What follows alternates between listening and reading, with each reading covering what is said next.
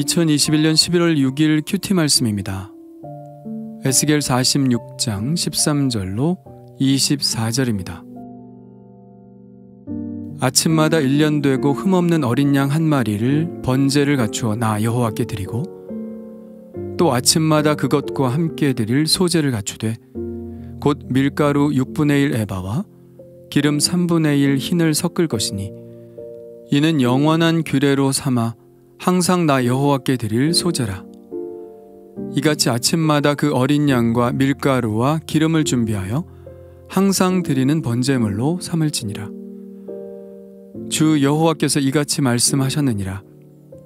군주가 만일 한 아들에게 선물을 준즉 그의 기업이 되어 그 자손에게 속하나니 이는 그 기업을 이어받음이거니와 군주가 만일 그 기업을 한 종에게 선물로 준즉 그 종에게 속하여 희년까지 이르고 그 후에는 군주에게로 돌아갈 것이니 군주의 기업은 그 아들이 이어받을 것임이라. 군주는 백성의 기업을 빼앗아 그 산업에서 쫓아내지 못할지니 군주가 자기 아들에게 기업으로 줄 것은 자기 산업으로만 할 것임이라. 백성이 각각 그 산업을 떠나 흩어지지 않게 할 것이니라. 그 후에 그가 나를 데리고 문 곁 통행구를 통하여 북쪽을 향한 제사장의 거룩한 방에 들어가시니 그 방 뒤 서쪽에 한 처소가 있더라.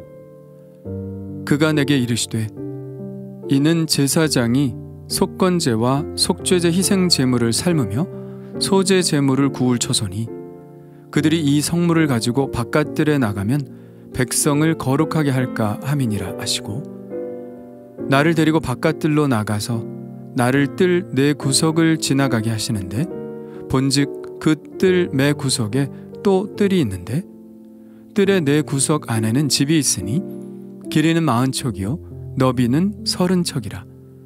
구석의 네 뜰이 같은 크기며 그 작은 네 뜰 사방으로 돌아가며 부엌이 있고 그 사방 부엌에 삶는 기구가 설비되었는데 그가 내게 이르시되 이는 삶는 부엌이니 성전에서 수종드는 자가 백성의 재물을 여기서 삶을 것이니라 하시더라. 아멘. 13절은 매일 드리는 제사에 대해서 말씀하고 있습니다. 성전에서는 안식일이나 초하루나 절기 때 외에도 매일 드리는 제사가 있었습니다. 아침마다 흠없는 어린 양 한 마리를 번제로 드렸는데 그 번제에 소제를 얹어 드렸습니다. 소제는 밀가루 6분의 1 에바에 기름 3분의 1 흰을 섞어 드렸죠. 소제는 번제물에 따라 그 양이 정해져 있었는데요. 앞선 말씀에서는 숫송아지와 순양의 한 에바의 소제물을 드리도록 했고 어린 양에 대해서는 그 힘대로만 하라고 양을 정해놓지는 않았습니다. 그러나 매일 드리는 어린 양의 번제에는 밀가루 6분의 1 에바와 기름 3분의 1 흰을 정해 놓았죠. 숫송아지와 순양에 비해서 소제의 양이 매우 적었다는 것을 알 수 있죠. 매일 드리는 제사를 상번제, 즉 일상적으로 드리는 제사라고 부르는데요. 에스겔에 나타난 상번제는 출애굽기와 민수기에 나오는 상번제와는 좀 다릅니다. 먼저 출애굽기를 보자면 이렇게 되어 있습니다. 내가 제단 위에 드릴 것은 이러하니라. 매일 1년 된 어린 양 2마리니 한 어린 양은 아침에 드리고 한 어린 양은 저녁 때에 드릴지며 한 어린 양에 고운 밀가루 10분의 1 에바와 찌은 기름 4분의 1 흰을 더하고 또 전제로 포도주 4분의 1 흰을 더할지며. 출애굽기에서는 아침 저녁으로 한 마리씩 2마리를 드리게 되어 있고 소제의 양도 다르며 또 여기에서는 전제, 즉 부어드리는 제사로 포도주와 함께 드리는 것을 알 수 있습니다. 그렇다면 민수기에는 어떻게 나올까요? 민수기 28장입니다. 또 그들에게 이르라. 너희가 여호와께 드릴 화제는 이러하니 1년 되고 흠없는 순양을 매일 2마리씩 상번제로 드리되 어린 양 한 마리는 아침에 드리고 어린 양 한 마리는 해질 때 드릴 것이요 또 고운 가루 10분의 1 에바에 빻아낸 기름 4분의 1 흰을 섞어서 소제로 드릴 것이니 또 그 전제는 어린 양 한 마리에 4분의 1 흰을 드리되 거룩한 곳에서 여호와께 독주의 전제를 부어 드릴 것이며 민수기에도 하루에 2번 드리도록 되어 있습니다. 소제와 기름의 양은 출애굽기와 같고 포도주 대신 독주를 부어 드렸다고 했죠. 독주는 쉐카르를 번역한 것인데 이것은 일반적인 음료수와 구분하여 알코올 성분이 들어간 음료를 말합니다.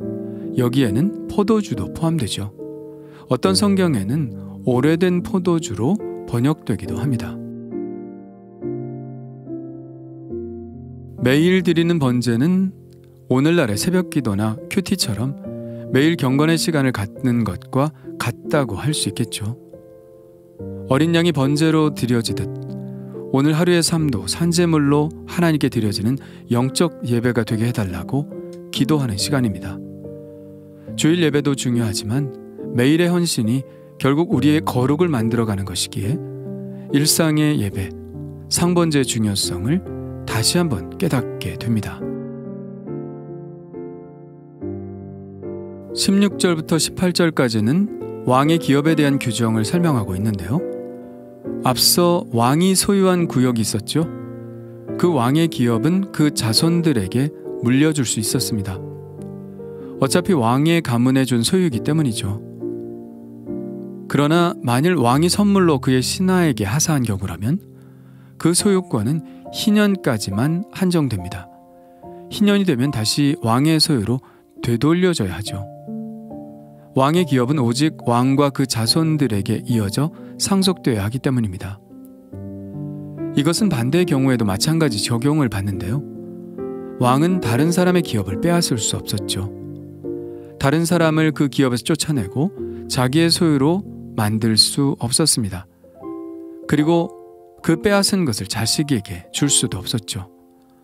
아무리 군주라 할지라도 그는 자기의 소유로 허락된 것만 자식에게 물려줄 수 있었습니다. 이것은 권력을 사용하여 하나님의 분배 질서를 어지럽히지 말라는 것이죠. 하나님은 이미 왕의 구역을 설정할 때 이렇게 말씀하셨습니다. 이스라엘의 통치자들아, 너희에게 만족하니라.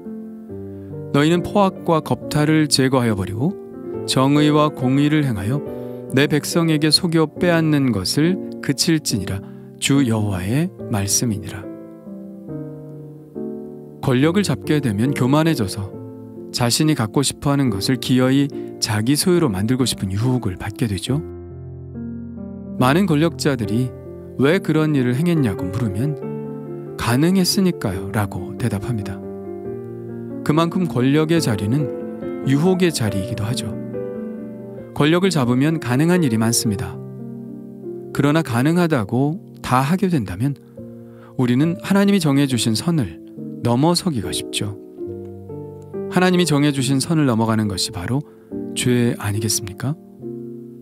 바울의 말처럼 모든 것이 가하나 모든 것이 유익한 것이 아니고 모든 것이 가하나 모든 것이 덕을 세우는 것이 아니니 우리가 만일 무엇이 가능한 자리에 있다면 죄를 짓는 데 사용할 것이 아니라 덕을 세우고 유익을 끼치는 데 사용해야 할 것입니다.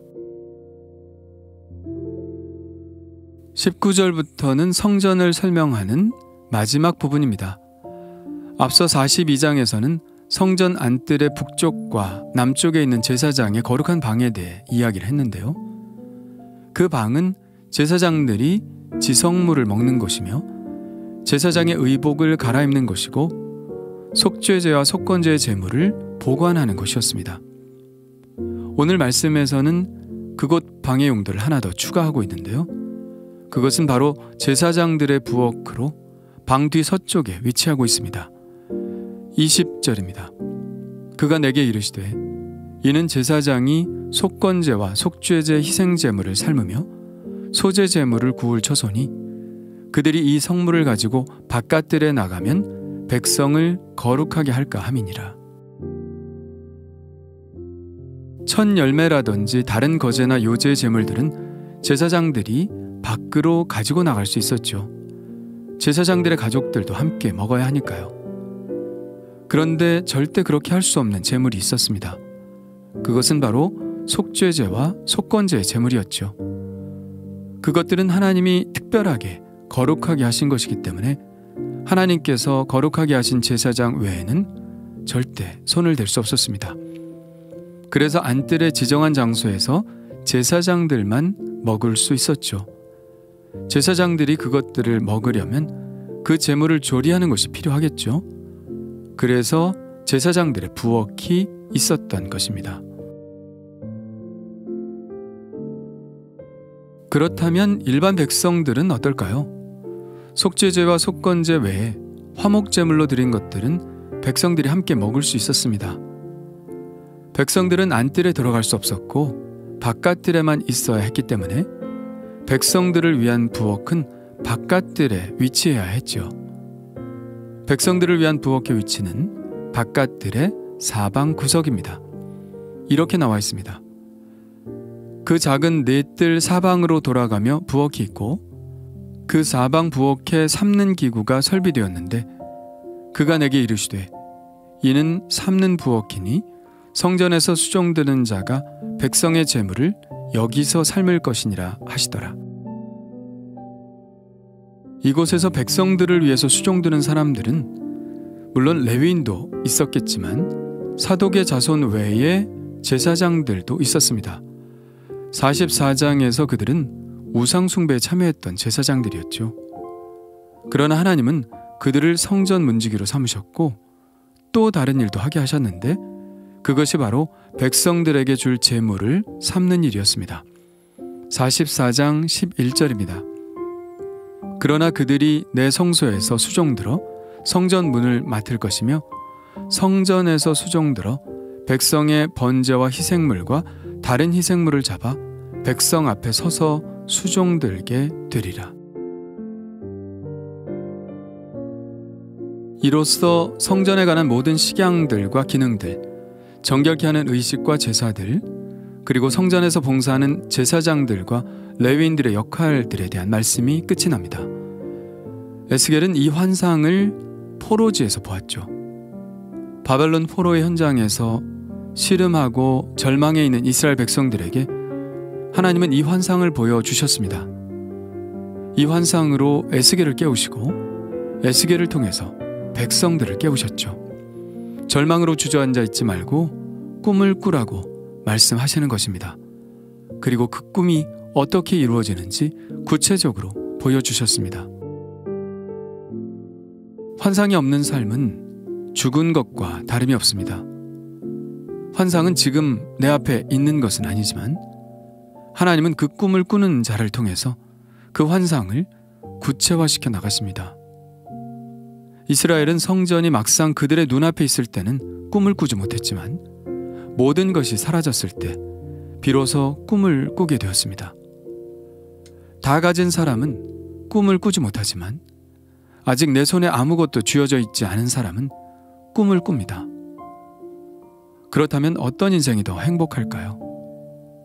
모든 사람들이 다 인정할 겁니다. 그래도 꿈이 있는 인생이 행복하다고요. 눈에 보이는 것을 쫓아가는 삶이 아니라 주님이 보여주시는 환상과 꿈을 쫓아가는 그런 삶이 되기를 원합니다. 주님 감사합니다. 매일 기도하고 말씀을 보는 삶을 포기하지 않게 하여 주옵소서. 매일 말씀으로 주님을 만나게 하시고 하루를 살 힘을 얻게 하여 주옵소서. 하나님께서 주신 것으로 만족하고 가능한 힘이 있다면 죄를 짓는 데 사용하지 않게 하시고 주님의 선한 일을 이루는 데 사용하게 하여 주옵소서. 세상이 주는 헛된 꿈이 아니라 하나님이 주시는 구체적인 꿈을 붙잡게 하시고 주님과 함께 그 꿈을 이루어 나가게 하여 주옵소서. 예수님의 이름으로 기도합니다. 아멘.